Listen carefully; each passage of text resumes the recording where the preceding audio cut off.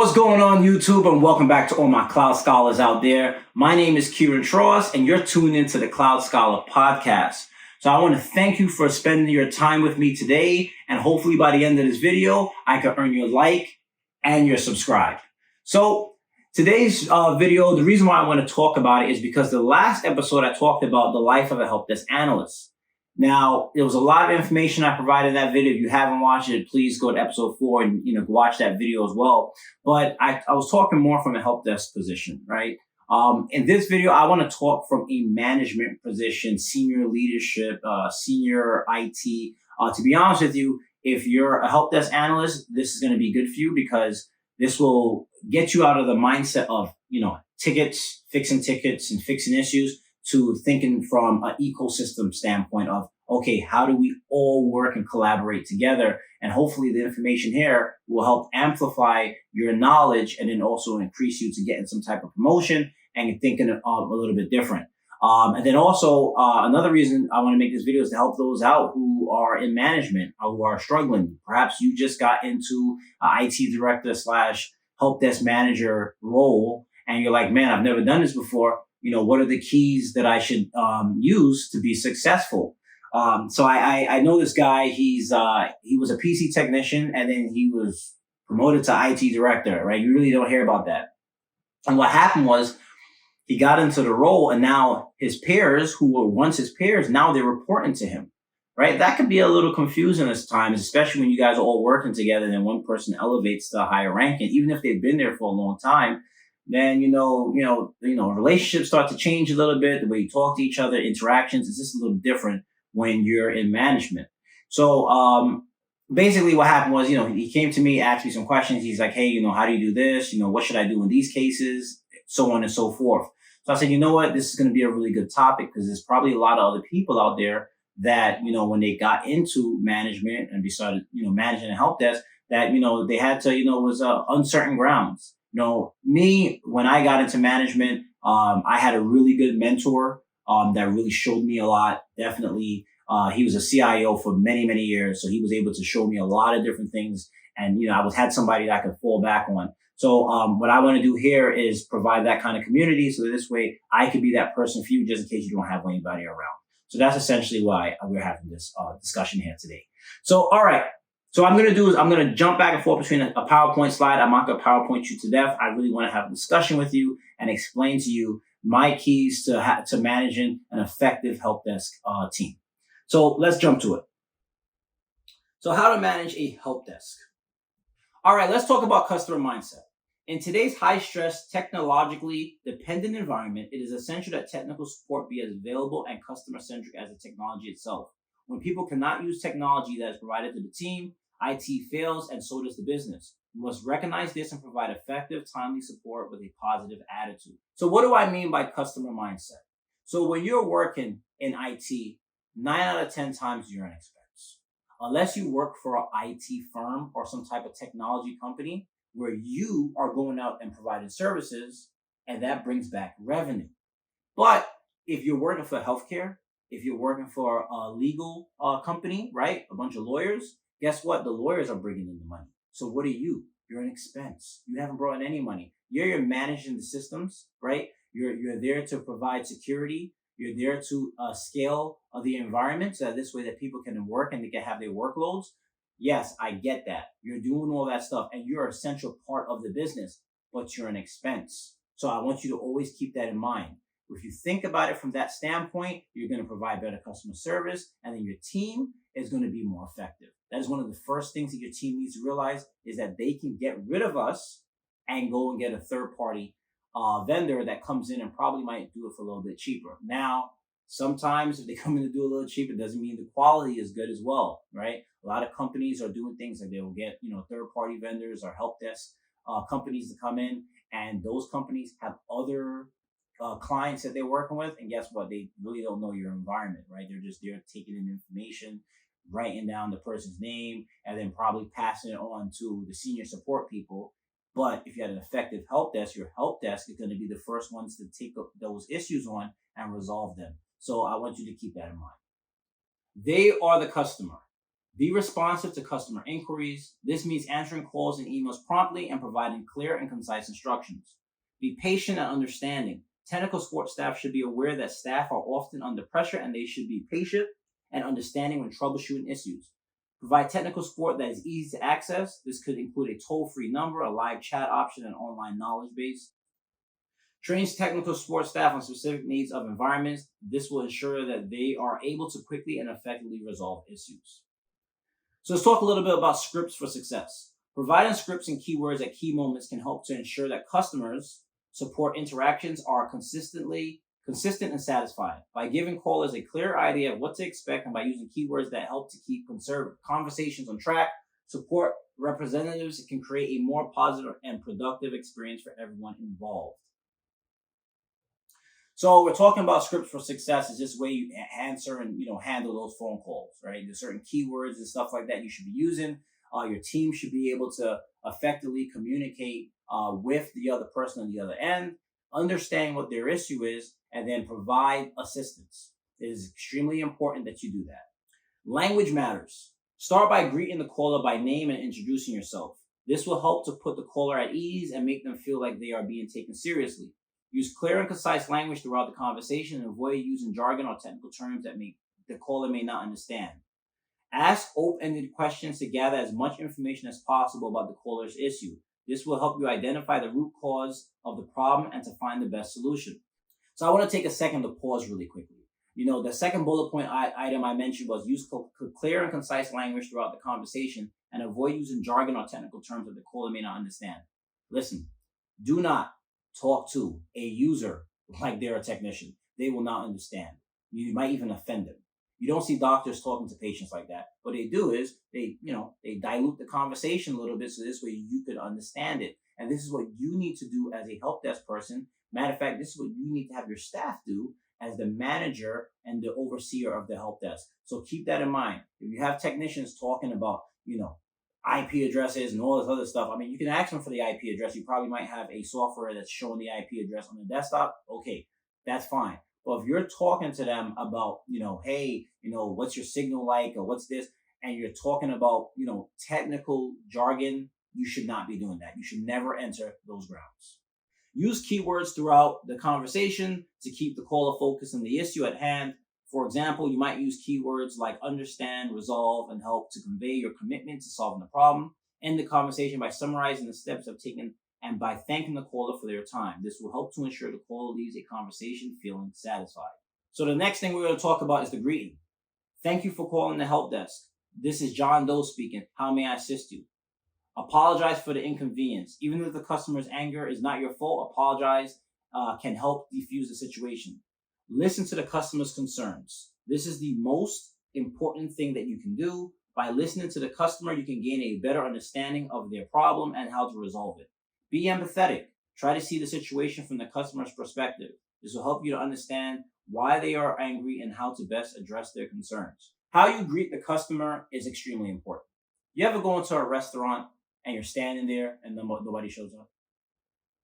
Has that happened to you before? It's happened to me before, right? And what do you say to yourself? I normally look over to my wife and I'm like, okay, we're going to get out of here. They don't want our business.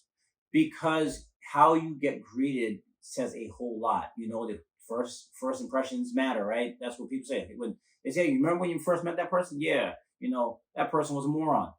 That is the kind of thing that will happen. So your greeting is extremely important. It's probably one of the most important steps of this whole thing. Obviously, resolving it is extremely important because that's exactly what you want. But how you greet them on the phone. You can have a good technician that's amazing, fixes problem. But you get on the phone, hey, what's up? What are you doing? Okay, that's what you call for? All right, listen, this is simple. This is a simple problem to fix, okay? Just go into command prompt, type this.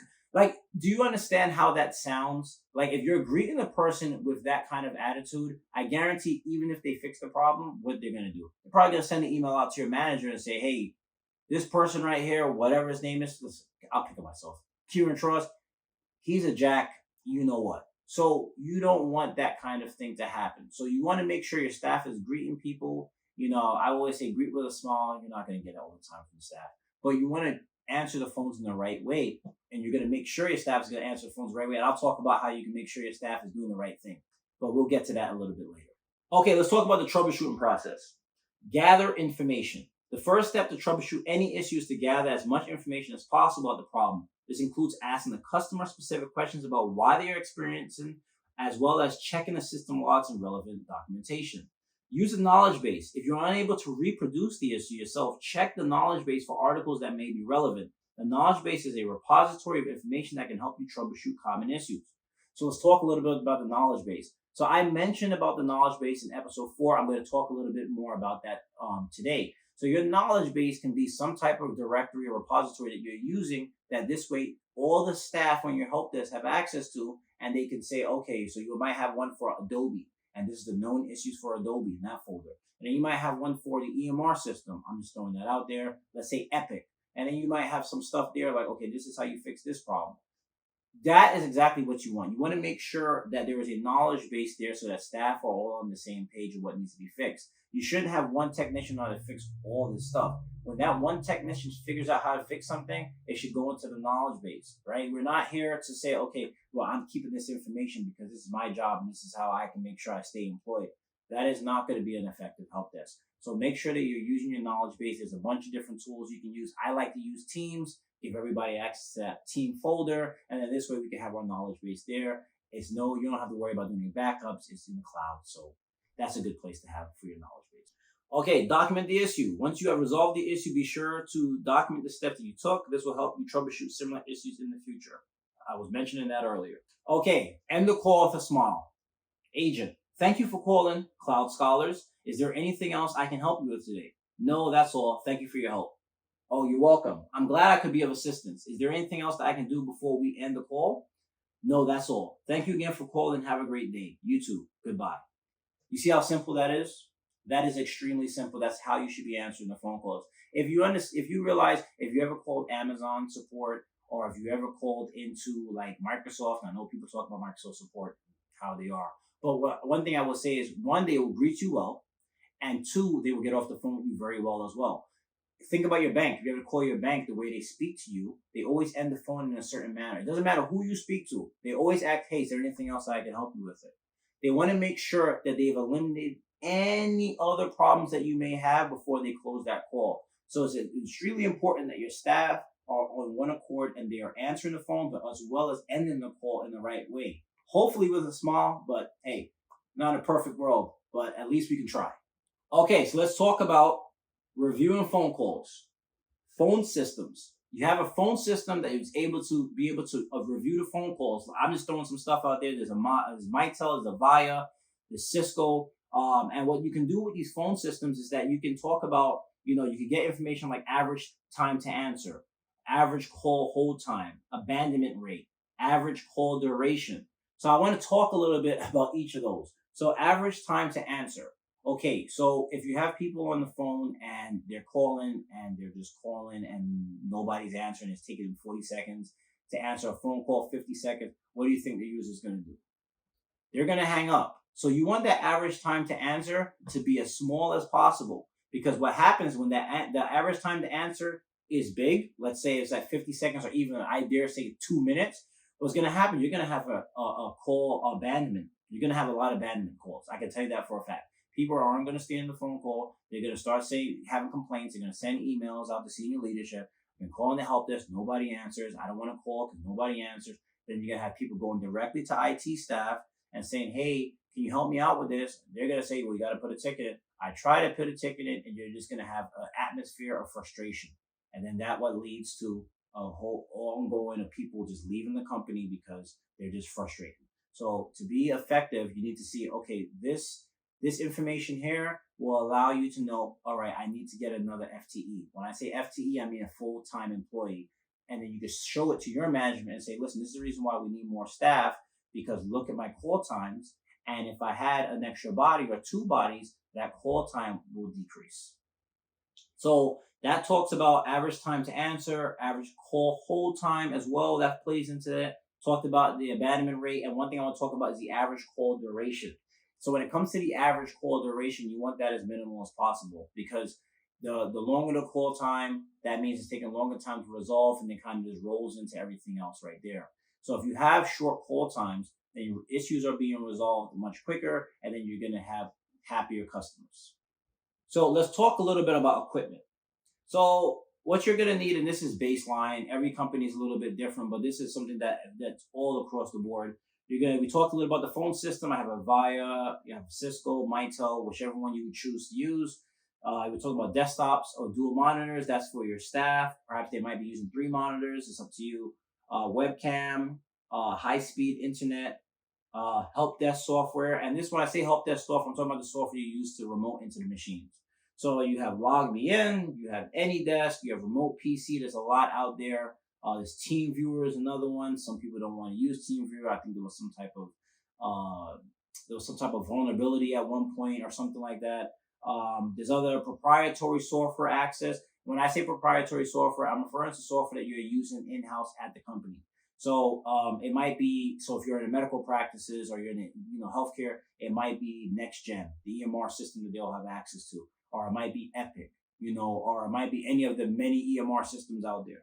And then, as always, Help Desk always has access to Active Directory, Rushes Now, or in the cloud, they might be using Microsoft Entra ID to reset passwords and help out staff.